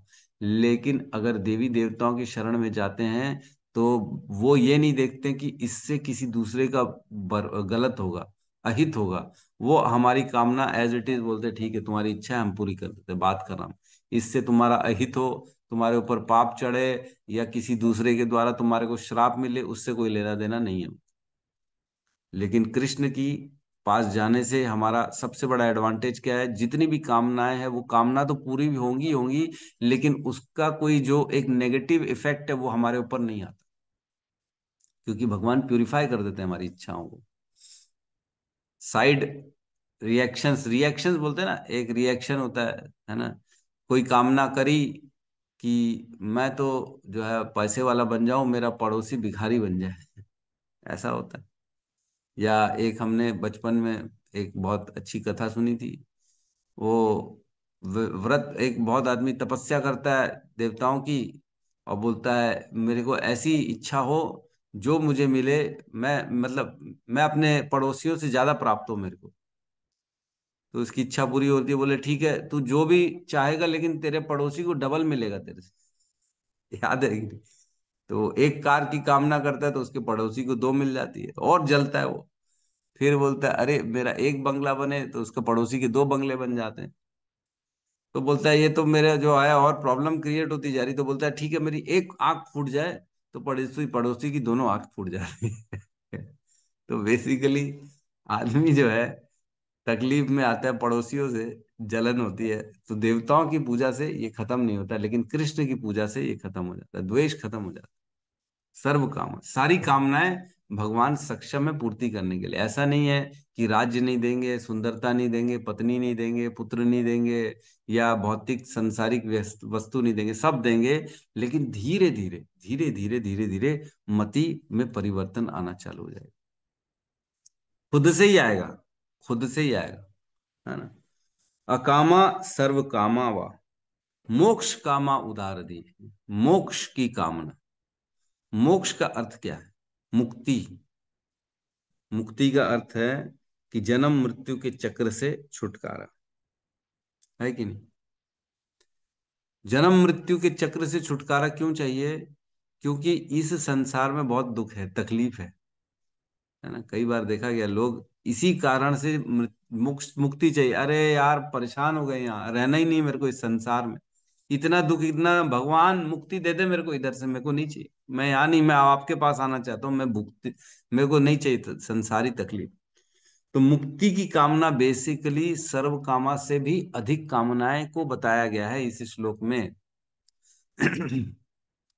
सर्व कामनाओं से ज्यादा है मुक्ति की कामना बेसिकली, उसमें ज्यादा इच्छा है। क्यों? क्योंकि उसमें दुखों की निवृत्ति भी है। सर्व कामा में दुख तो आएंगे, उसको मालूम है, मैं कुछ ना कुछ बड़ा करूंगा तो मेरे को तकलीफें तो आएंगी, ठीक है, लेकिन मेरे को बड़ा तो मिलेगा ना। समझ में आ रहा है? सर्व कामा में सपोज करो मुझे राज्य चाहिए बहुत बड़ा, मैंने पूजा कही मेरे को बहुत बड़ा राज्य दे दो, तो राज्य मिल गया। लेकिन उसको ये मालूम है कि राज्य में दुश्मन भी आएंगे, राज्य को भेदने वाले भी आएंगे, लेकिन हमको उसको जीतना पड़ेगा। राज मिल गया। लेकिन मोक्ष काम में क्या है, उसको किसी भी प्रकार का नेगेटिविटी नहीं चाहिए, उसको कोई भी दुख नहीं चाहिए, दुखों से पूर्ण रूप से निवृत्ति चाहिए, तब मुक्ति के लिए वो प्रयास करता है। मुमुक्षु कहते हैं ना जिसको, मुमुक्षु, किसी भी प्रकार का कोई दुख ना हो, ब्रह्म की प्राप्ति हो जाए जिसमें, आहा आहा मैं तो ब्रह्म तक चले जाऊंगा, भगवान के शाश्वत जगत में चले जाऊंगा।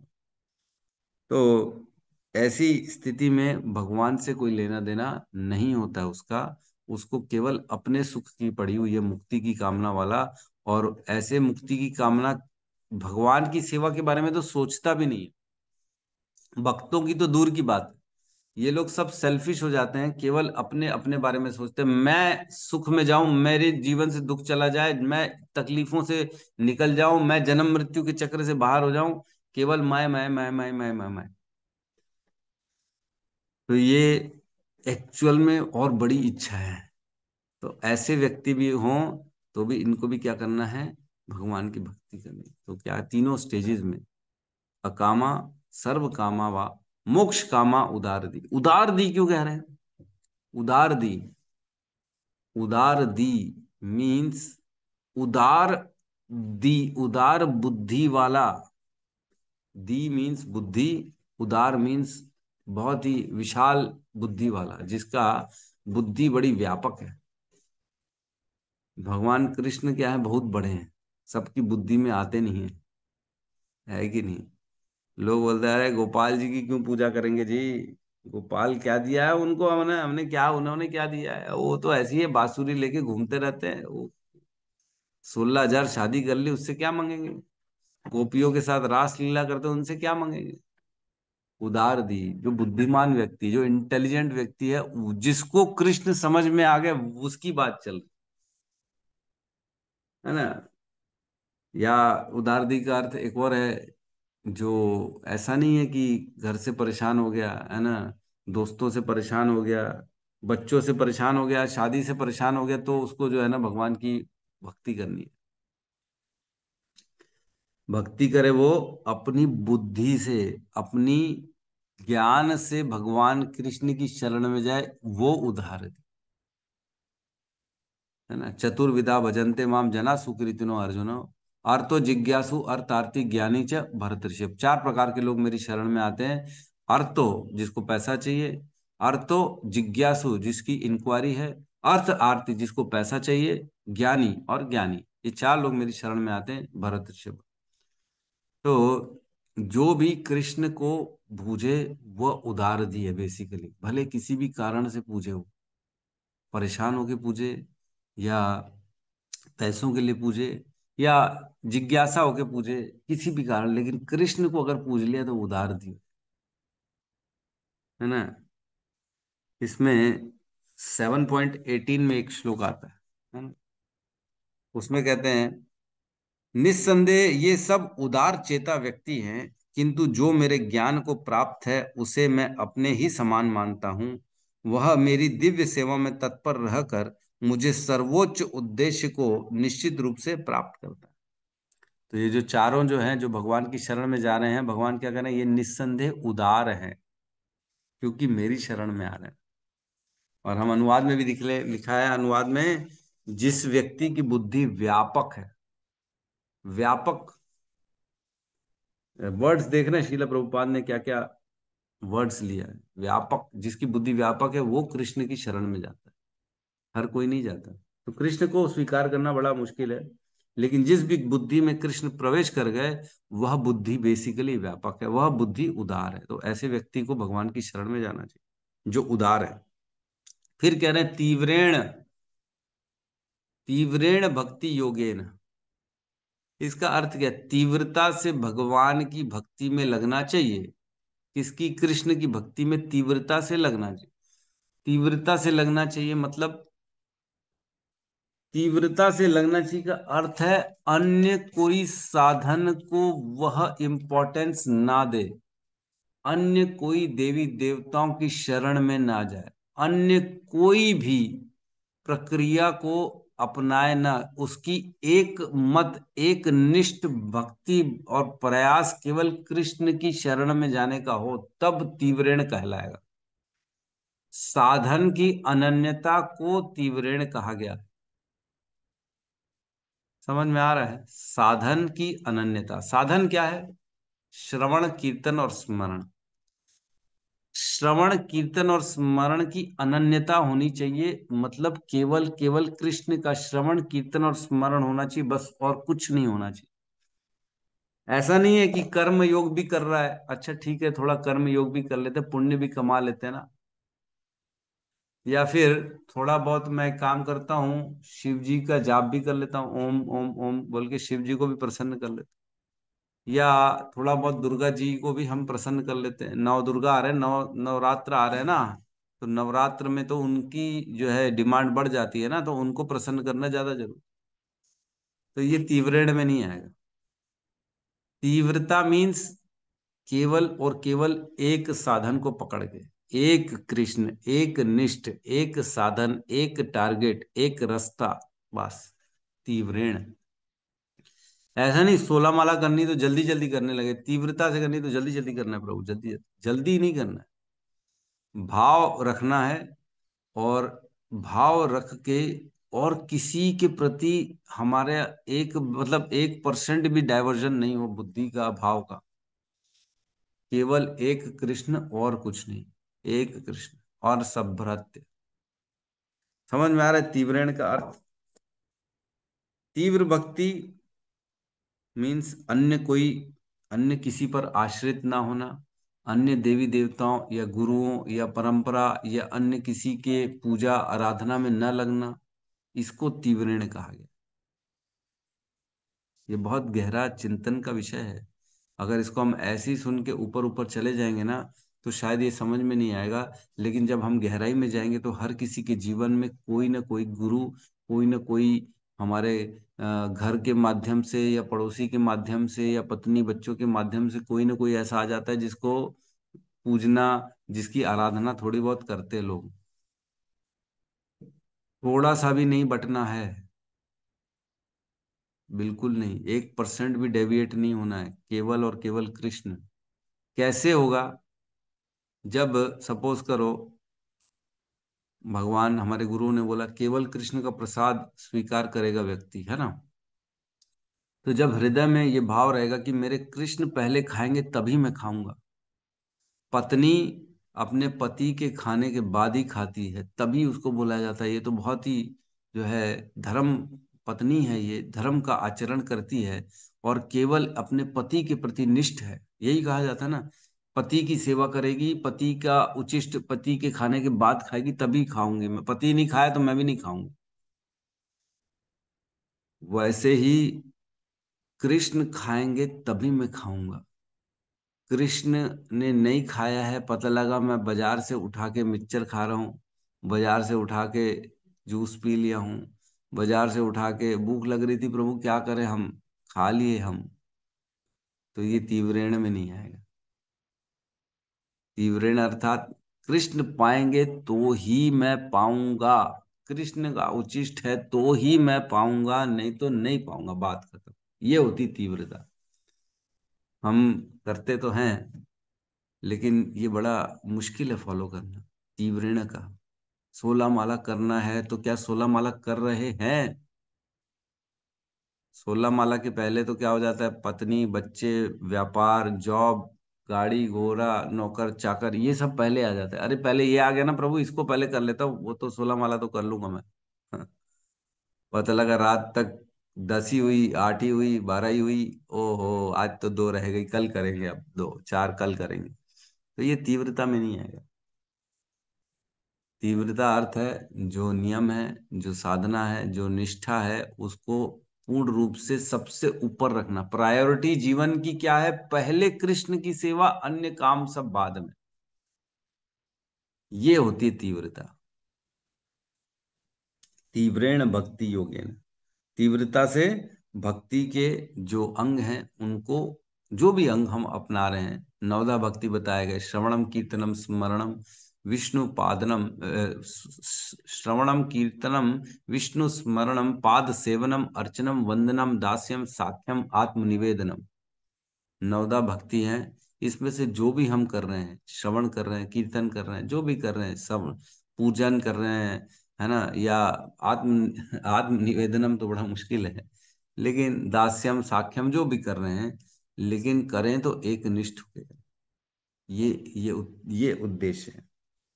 तो बेसिकली तीव्रेण भक्ति योगेन यजेत पुरुषम पर, किसकी?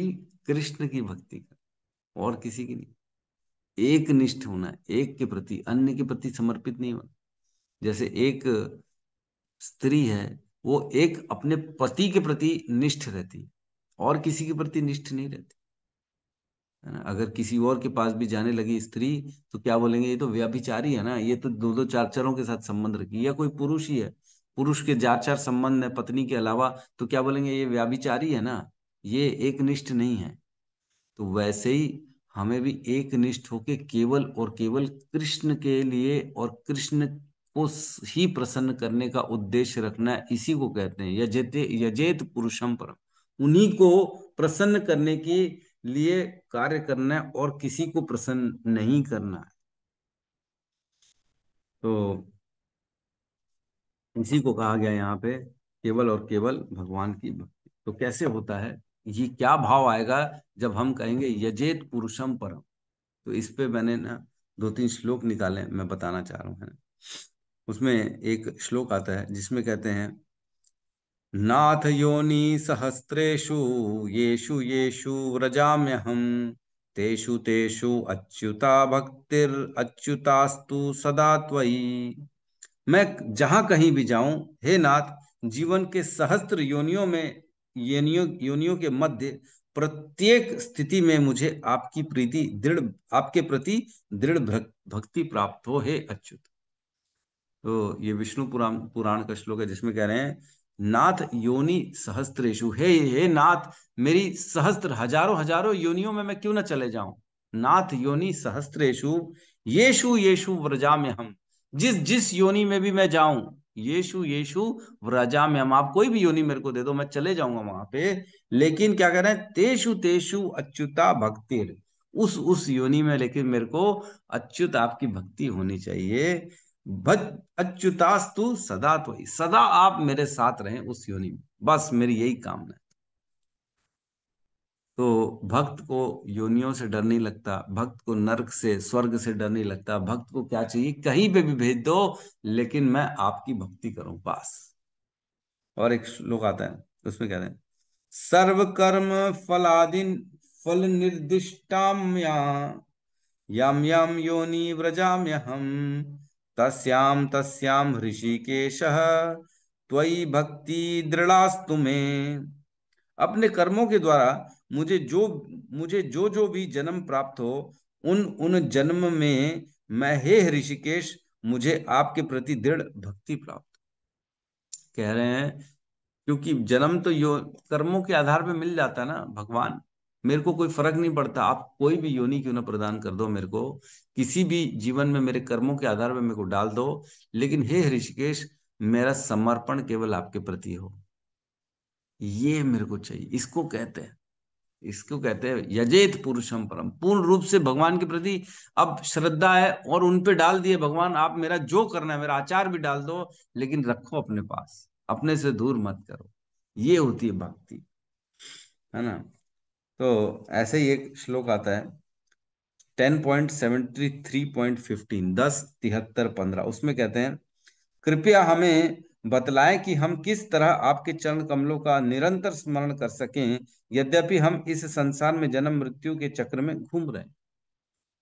तो ये भगवान के भक्त जो मेरे ख्याल से गोपियों का वर्णन है, वो कह रहे हैं हम इस जन्म मृत्यु के चक्र में घूम रहे हैं, बस बताओ कि हम हमेशा आपका स्मरण कैसे करेंगे, आपका ही स्मरण बना रहे हमारे पास हर योनि में। ये भक्ति है। हमने पढ़ा था परीक्षित महाराज ने जब आए थे वो गंगा तट पे, तब उन्होंने ऋषियों के सामने बोला था कि अगर मेरी दोबारा जन्म हो तो मेरी क्या इच्छा है। 3 इच्छाएं बताई थी उन्होंने। किसी को याद है क्या 3 इच्छा बोली थी परीक्षित महाराज ने? अगर दोबारा मुझे जन्म मिलता है तो कृपया करें मेरे साथ ये 3 चीजें होनी चाहिए, आशीर्वाद दीजिए, ऐसा बोला था उन्होंने। मैंने प्रश्न पूछा था, मेरे को याद है रोहिणी नंदन प्रभु ने इसका उत्तर भी दिया था। याद है रोहिणी नंदन प्रभु आपको? आपने इस क्वेश्चन का आंसर दिया है। हाँ प्रभु जी, उसमें जैसे मैं अगला जन्म पाऊं तो भक्तों को संग मिले, ये है एक इसमें जो है। और 3 चीजें मांगी थी, भक्तों का संग मिले और भगवान के चरणों में प्रीति हो। हाँ, भगवान की भक्ति मिले, भगवान के भक्तों का जो है संग मिले, और तीसरा वो पर शिष्य गया मैत्री भाव। मैत्री भाव। यस, गौतम बुद्ध प्रभु सही कह रहे हैं, सभी जीवों पे मैत्री का भाव हो। 3 चीजें मांगी थी परीक्षित महाराज। अगर दोबारा जन्म भी मिले तो क्या मिले? मुझे भगवान में अटूट भक्ति मिले, भक्तों का संग मिले, और सभी जीवों पे मैत्री का भाव रहे मेरा। तो देखो, भक्त जो होता है अगले जीवन से डरता नहीं है, लेकिन कामना ये करता है बस भगवान की भक्ति कभी भी ना छूटे, भक्तों का संग कभी भी ना छूटे, बस मैं यही चाहता हूँ। तो इस प्रकार हम भगवान की जो है, भक्त लोग भगवान की भक्ति करते हैं। भगवान की जो नाम है, भगवान की भक्ति है। एक बड़ा सुंदर सनातन गोस्वामी ने बृहद भागवत अमृत में श्लोक आता है जो मैं पढ़ के सुना रहा हूँ आपको। उसमें कहते हैं भगवान के नाम के प्रति निष्ठा देखो उनकी। कहते हैं, जयति जयति नामानंद रूपम मुरारे, विरमित निज धर्म ध्यान पूजादि यत्नम, कथमपि सकृतातम मुक्तिदम प्राणिनाम यत्, परममृतम एकम जीवनम भूषणम में। कह रहे हैं कि जय हो, जयति जयति भगवान, जयति जयति नामानंद रूपम मुरारे। हे भगवान, आपके नाम की जय जयकार है। जयति जयति नामानंद रूपम मुरारे, हे मुरारी, हे भगवान, आपके नाम की जय जयकार है ना? क्यों जय जयकार है? कह रहे हैं, विरमित निज धर्म ध्यान पूजादि यत्नम।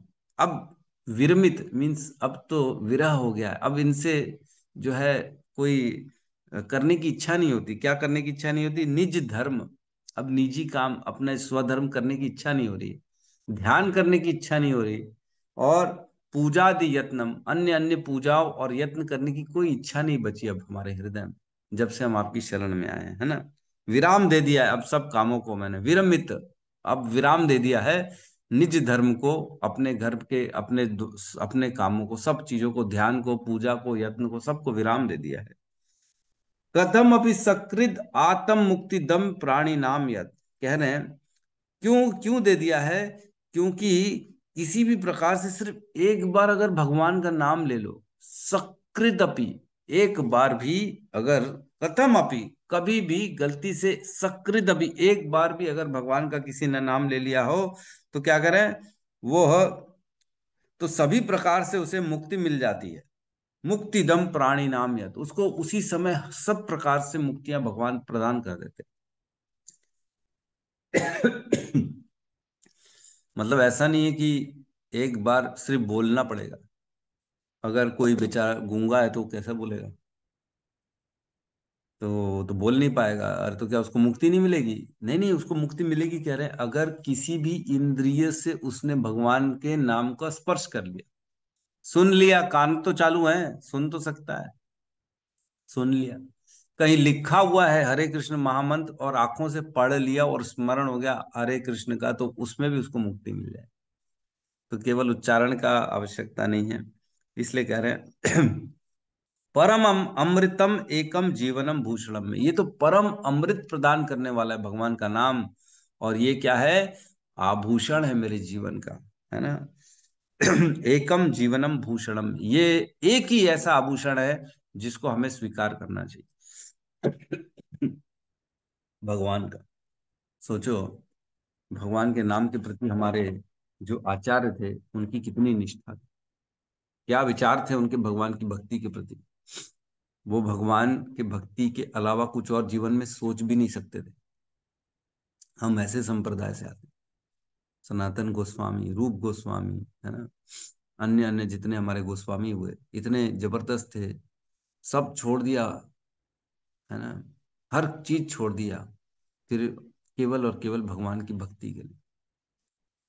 तो कलकत्ता से जो आए थे छोड़ के, कौन थे हमारे गोस्वामी, क्या नाम था उनका, दिमाग में आ ही नहीं रहा।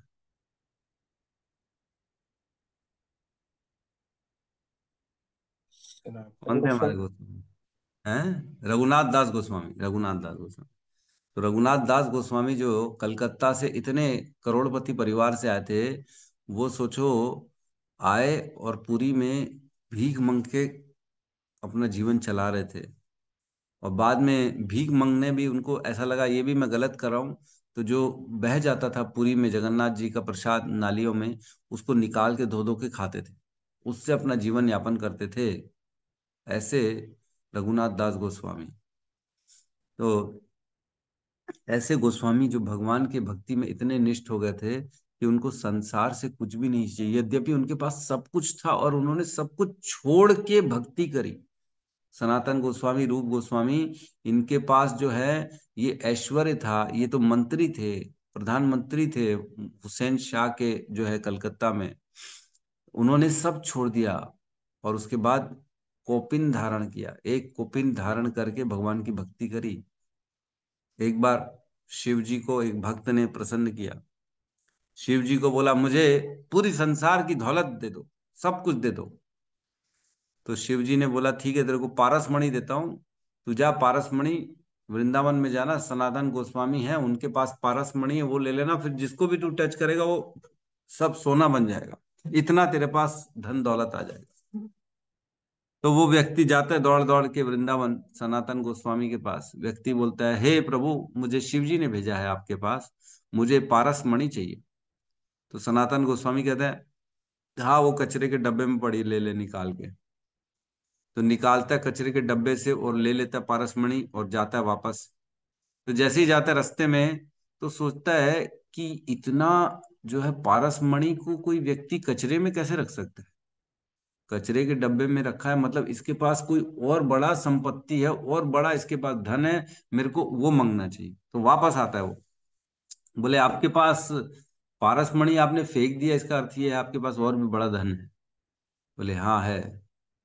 तो बोले वो चाहिए मुझे। तो बोले उसके लिए पहले तुमको पारसमणि फेंकना पड़ेगा यमुना जी में, तभी वो मिलेगा। तो फेंक देता है वो और फिर आता है, बोले अब दो। तो अब उसको फिर हरे कृष्ण महामंत्र देते। सनातन गोस्वामी कहते हैं साथ में बोलो, हरे कृष्णा कृष्णा कृष्णा हरे हरे, हरे राम राम राम हरे हरे। ये उससे भी बड़ा धन है, पारसमणि से बड़ा धन। क्या हम इस संसार की वस्तुओं को छोड़ने के लिए तैयार हैं? क्या हम अपनी आसक्तियों को छोड़ने के लिए तैयार हैं भगवान के नाम के लिए? हमें अपने से प्रश्न करना चाहिए, तभी यह नाम स्फुरित होगा। जब आसक्तियां रहेंगी तब तक नहीं होगा। जैसे ही आसक्तियां छूटेंगी धीरे धीरे, तो ये नाम खुद ब खुद धीरे धीरे स्वतः स्फुरित हो जाएगा और आनंद मिलना चालू हो जाएगा भगवान के नाम में। ठीक है, तो किसी का प्रश्न है तो अनिल प्रभु का हैंड रेज है, अनिल प्रभु पूछ सकते हैं, आप कुछ कहना चाहते हैं? हाँ, क्वेश्चन है प्रभु जी। हरे कृष्ण, धन्यवाद, प्रणाम। सभी भक्तों को प्रणाम।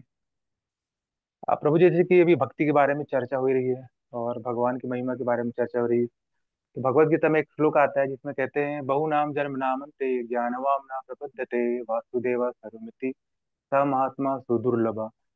तो एक तो ये हो गया, करेक्ट।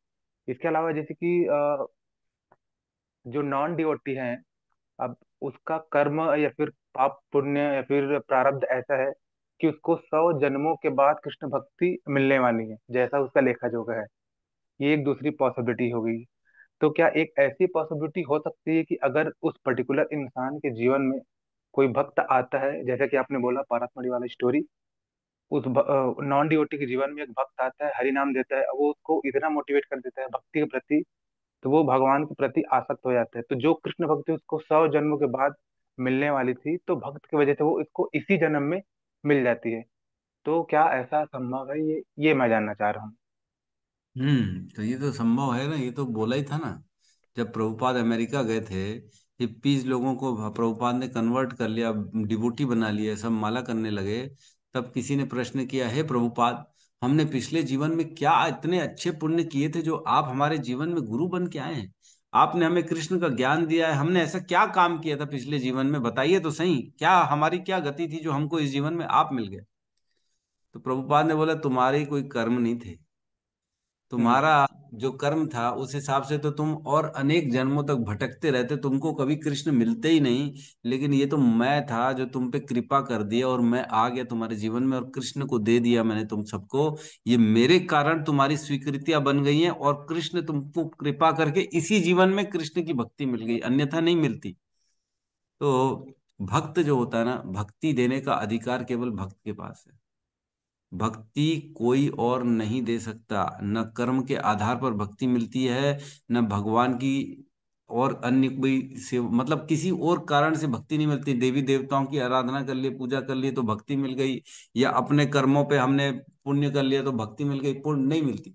भक्ति केवल भक्त से मिलती है। और भक्त जो होता है वो अहेतुकी भक्ति सबको दे देता है। अहेतुकी होती है भक्त। भक्त तो सब पे कृपा करता है ना, वो महान होता है, वो कभी किसी से द्वेष नहीं करता, इसलिए भगवान की भक्ति सबको दे देता है। इसलिए अगर किसी के अंदर जीवन में भक्ति आ गई तो इसका यही अर्थ है कि उसके जीवन में किसी वैष्णव ने कृपा कर दी, इसलिए उसको जीवन में भगवान की कृष्ण की भक्ति मिल गई है। नहीं आता वैष्णव तो शायद वो भटकता रहता। जी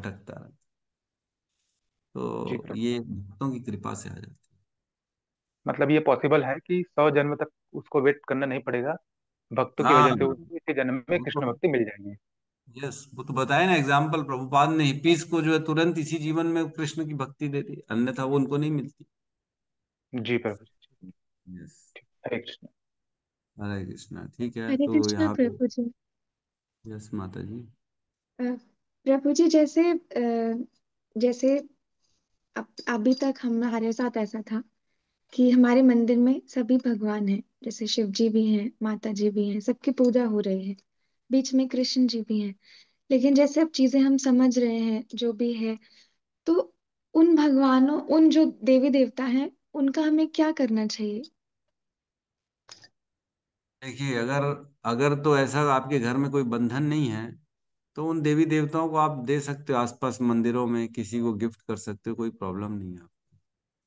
लेकिन अगर आपके घर में बंधन है, जैसे कोई हो जाता है, सासू माँ है या कोई और है, ससुर जी हैं, वो मना करते हैं, तो आप रखिए, कोई दिक्कत नहीं है। हम जानते हैं देवी देवता कौन है, भगवान के शरीर के अंग है, हमने पढ़ा है, भगवान का विराट रूप उसमें पढ़ा था। इंद्र कौन है, भगवान की भुजाएं हैं। ब्रह्मा जी और शिव जी है, भगवान की भ्रिकुटी की गतियों से उनको शासन मिलता है, हमने पढ़ा है। शिव जी कौन है, भगवान में ही जैसे दूध में दही विकार आ जाता है, वैसे ही शिव जी है और भगवान है, कृष्ण है, दोनों में भेद नहीं, अंतर नहीं है। तो हम सबको रख सकते हैं। वैष्णव कौन है, सबसे श्रेष्ठ शिव जी है, कोई दिक्कत नहीं। जी। दुर्गा मैया कौन है, भगवान की ही शक्ति तो है, भगवान ने ही 10वें कैंटो में उनको आशीर्वाद दिया है कि तुमने मेरी अच्छी सेवा करी है माया, मैं तुम्हें आशीर्वाद देता हूँ कि तुमको 10 नामों से इस संसार में पूजा जाएगा। तो ये भगवान को प्रसन्न किया, ये सब भगवान के सेवक हैं। तो इस उद्देश्य से हम उनको रख सकते हैं और उनकी पूजा आराधना थोड़ी बहुत कर सकते हैं कि ठीक है, प्रणाम कर लिए, आप भगवान के सेवक हो, हमें भी प्रेरणा दो, हम भी भगवान के सेवक बन जाएं। इस तरह से हम उनको रख सकते हैं। लेकिन कृष्ण है तो बाकियों को रखने की आवश्यकता नहीं है, ये कहा गया है। तो दोनों जी। केसेस में आप कर सकते हो। तो प्रभु जी, जैसे हमारे ये रिचुअल्स हैं या फिर जो भी हैं, सबकी जैसे पूजा करके बताए मैं कि यही बोलती हूँ कि मुझे भक्ति दे दो, मुझे वैष्णव बना दो। माता से बोलती हूँ मुझे माया से मुक्ति दे दो। लक्ष्मी जी से बोलती हूँ मेरे पास इतना रहो कि मैं कुछ तो धर्म मतलब किसी पर डिपेंड ना रहूं, दया धर्म और धाम का दर्शन कर सकूं। इतना मानती हूँ प्रभु जी, क्या गलत है? माता जी एक बार उनका प्रश्न चल रहा था, उनको तो पूछने दो बीच में। सॉरी प्रभु जी, सॉरी सॉरी प्रभु जी। बीच में बोल दिया फिर। हाँ, बोलिए माता जी, आप क्या कह रही हैं? प्रभु जी, जैसे ये कुछ ईयरली फास्ट होते हैं जो हमारे जैसे वर्णित रहते हैं कि हमको तीज रहना है, ये करना है, वो करना है। तो अगर हम इस वैष्णव बनना चाहते हैं तो उसके हिसाब से तो हमें सिर्फ कृष्ण के लिए और सिर्फ एकादशी व्रत ही रखना चाहिए। तो क्या वो व्रत भी रखने चाहिए, मतलब उसमें कोई प्रॉब्लम नहीं है? क्योंकि अगर नहीं रखेंगे तो उसमें भी घर वाले बोलेंगे कि मतलब ये क्या है, तुम्हारा क्या चल रहा है, ऐसा वैसा। मैंने बताया ना, जैसे जो स्वधर्म है, दो धर्म है, एक स्वधर्म और एक परोधर्म। स्वधर्म ये है कि हम इस संसार में रहते रहते जो हमारे कर्तव्य है उनको पूरा करें। तो सपोज करो आपकी सासू माँ कह रही है कि नहीं तीज भी रखो, तो रख लो, कोई दिक्कत नहीं है। लेकिन अंत अंदर से, हृदय से तो कृष्ण की ही हमको पूजा करनी है, और उनकी सुरक्षा के लिए ही हम हर चीज करते हैं। तो ठीक है, अपने हृदय को समझा लिए कि नहीं नहीं ठीक है, ये सांसारिक है, करना पड़ेगा। लेकिन अंतोदगत्वा मैं सब कुछ, जो सेवाएं, जो मैं कर रहा हूं, सब कृष्ण के। यत करोषि यद अश्नासी यद जुहुषि ददासी यद यत तपस्वेषु कौन्ते तत्कुरुष मदर्पणम। सारी तपस्याएं, सारे व्रत, सारे कर्म, सारे दान सब मुझे अर्पित करो, कृष्ण कह रहे हैं। तो अगर आप व्रत भी कर रहे हैं तो इंटरनली वो कृष्ण के लिए करो। ठीक है, कृष्ण, क्योंकि जी परमात्मा प्रभु। रूप में सबके हृदय में, आपके पति के हृदय में भी परमात्मा रूप में भगवान बैठे हुए हैं। तो जब व्रत तोड़ना है, अपन आप लोग जैसे भी तोड़ते हैं उनको देख के, तो उनका दर्शन करके ये हृदय में आ गया कि हे परमात्मा, आप इनके शरीर में हैं, आप ही परमात्मा है, मैं आप ही का दर्शन कर रही हूँ और ये व्रत को तो इस तरह से कर सकते हैं। मतलब जी प्रभु जी, हरे कृष्ण। हरे कृष्ण आए। ये सावित्री माता जी आप कह रही थी। जी प्रभु जी, मैं भी वही बोल रही, मंदिर में सब भगवान है, पहले से तो भगवान का पूजा कर लेते हैं सब। फिर बाद में शंकर जी का भी कर नहीं, लेते हैं, माता का भी कर लेते हैं, लक्ष्मी का भी कर लेते हैं। सबसे शंकर जी से बोलते हैं मुझे वैष्णव बना दो, मुझे भगवान का भक्ति दे दो। माता से बोलते हैं मुझे माया से मुक्ति दे दो। यही सब मांगती रहती हूँ। लक्ष्मी जी से बोलती मेरे पास इतना रहो कि मुझे किसी के आगे हाथ नहीं फैलाना पड़े, दया धर्म थोड़ा बहुत तो कर लूँ, इतनी कृपा करो, हम्म, मतलब हम तक। देखो इसमें एक सबसे बड़ी गलती है कि हम जो बोल रहे हैं कि सब भगवान, अभी तक अगर हम सबको भगवान बोल रहे हैं तो यही बहुत बड़ी गलती है। सब भगवान नहीं है, भगवान एक ही है, कृष्ण, अन्य सब देवी देवता है ना। तो उनके ही प्रतिनिधि हैं, उन्हीं के सेवक हैं। तो भगवान तो एक ही, सबको पहले तो भगवान ही बोलना बंद करना पड़ेगा, है ना। देवी देवताओं को, दुर्गा मैया को भगवान बोल रहे हैं, गणेश जी को भगवान बोल रहे हैं, शनि देव को भगवान बोल रहे हैं।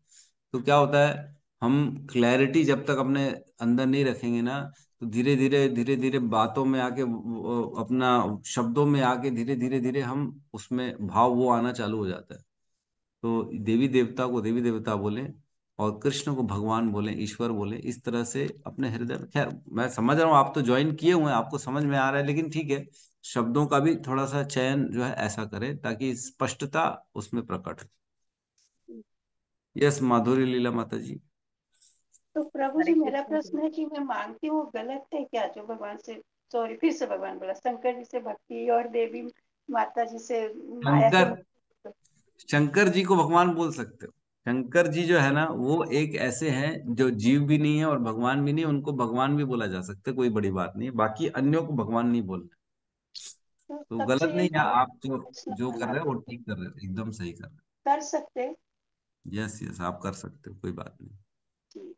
धन्यवाद। यस माधुरी लीला माता जी। हरे कृष्ण प्रभु जी, दंडवत प्रणाम। हाँ आज माता का जी। क्लास बहुत अच्छा था प्रभु जी। अभी तक तो मैं सोच रही थी मुक्ति जो है वो सबसे नीचे आता है, लेकिन अब ये समझ में आया कि सबसे ज्यादा कामी जो होते हैं वही मुक्ति मांगते हैं। हमको ऐसे ही लगता था ना, जैसे कुछ, अरे सच में आप जैसे वो कह रहे थे ना कि मतलब अब परेशान हो जाते हैं कि प्राण ही निकल जाए, मुक्ति मिल जाए, ये सारे झंझटों से एक ही बार सब खत्म हो जाए, तो अब पता चला सबसे बड़ा काम ही मुक्ति वाला ही होते हैं। और हर बार ये पता चलता है कि भक्ति ही सर्वश्रेष्ठ है। भक्ति में रह के, मतलब भगवान के पास रह के जो भगवान की कृपा जो मिलती है, उसमें जो सुख मिलता है, वैसा सुख और अभी तक कहीं पे भी नहीं मिलता। मतलब एक अलग ही उसको फील कर सकते हैं, उसको किसी को समझाना बताना बहुत मुश्किल है। और अभी आप फिर वो कह रहे थे कि शिव जी और भगवान एक ही है, तो मैं, मेरे ना बहुत दिन से ये क्वेश्चन चल रहा था, जो नाम अपराध में सेकंड वाला जो है ना, कि शिव अथवा ब्रह्मा के नामों को भगवान के नाम के अलग या फिर उससे स्वतंत्र समझना, ये दोनों, ये भी अपराध है। तो मुझे ना वो थोड़ा जानना है कि मतलब उनके समान या उनसे स्वतंत्र समझना भी अपराध है, तो वो थोड़ा जो सेकंड वाला जो अपराध है नाम अपराध में, वो हम्म। समझना था। तो आपने मेरा लगता है वो क्लास नहीं सुनी, नाम अपराध वाली, जिसमें जी। मैंने ये सारी चीजों की व्याख्या करी थी, अच्छा। जो शिव जी और ब्रह्मा जी का जो है।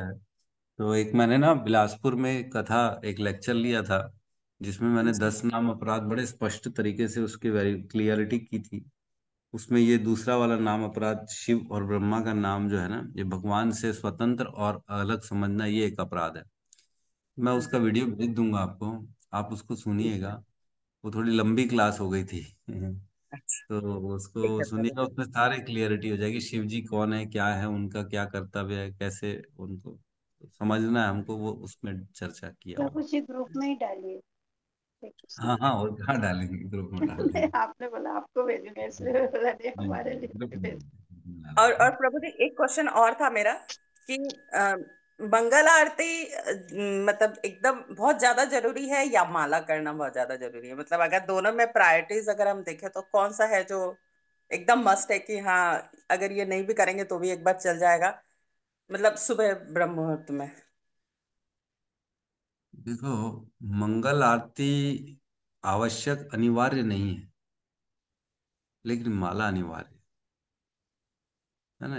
मंगल आरती तब अनिवार्य है जब घर में आपने विग्रह रखा हुआ है ना, तो भी मंगल आरती आप उसमें समय थोड़ा बहुत आगे पीछे कर सकते हो। जैसे जरूरी नहीं 4:30 कर ली, 5:30 का समय, 6 का समय, 6:30 का समय, अपने थोड़ा कंफर्ट के हिसाब से आप जो है वो समय अपना मंगल आरती का रख सकते हो, वो भी तब जब विग्रह है। लेकिन विग्रह नहीं है तो कोई आवश्यक नहीं है, कोई जबरदस्ती नहीं मंगल आरती करना। आप माला लेकिन आवश्यक है, माला करना अति आवश्यक है। और बाल गोपाल है तो भी मस्ट नहीं है ना मंगल आरती करना, कि मतलब विग्रह तो भगवान के जो स्टैंड अप वाला जो विग्रह होता है उनको ही मेन विग्रह मानते हैं ना। क्यों बाल को विग्रह नहीं मानते? मानते हैं, मतलब वो तो छोटे हैं ना, मतलब वो है इसलिए। देखिए यार, मैं बता रहा हूँ कि अगर विग्रह है घर में तो 2 टाइम आरती आवश्यक है।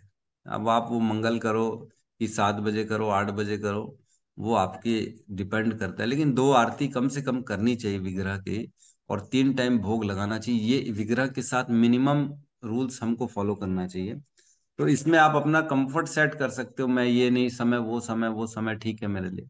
लेकिन अब आप देख सकते हैं कब आपको करनी है, लेकिन माला सुबह करनी जरूरी है। हाँ, मतलब पहले, सबसे पहले माला को प्रायोरिटी देंगे, फिर आप मंगल आरती में कर सकते हैं। ठीक है प्रभु जी, हरे कृष्ण, धन्यवाद, प्रणाम प्रभु। हरे कृष्ण धन्यवाद। ठीक है, तो सब यहाँ पे हरे कृष्ण महामंत्र का जप कर लेते हैं हम।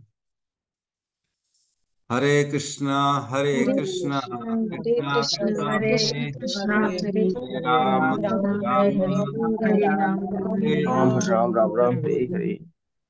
सब समस्त भक्त वृंद की जय। जय ग्रंथराज जय श्रीमद् भागवतम की जय। जय जगत गुरु शील प्रभुपाद की जय। जय निताई गौर में जय वंदे। हरि हरि हरे बोल, हरि हरे बोल। हरे कृष्ण बोल। प्रभु जी दंडवत हरे प्रणाम। कृष्ण दंडवत प्रणाम, सभी हरे भक्तों को कृष्ण, दंडवत प्रणाम। हरे कृष्णा हरे प्रभु कृष्ण, जी दंडवत प्रणाम। हरे हरे कृष्णा कृष्ण, हरे सभी कृष्ण भक्तों को प्रभु जी दंडवत दंडवत प्रणाम। प्रणाम। हरे कृष्ण।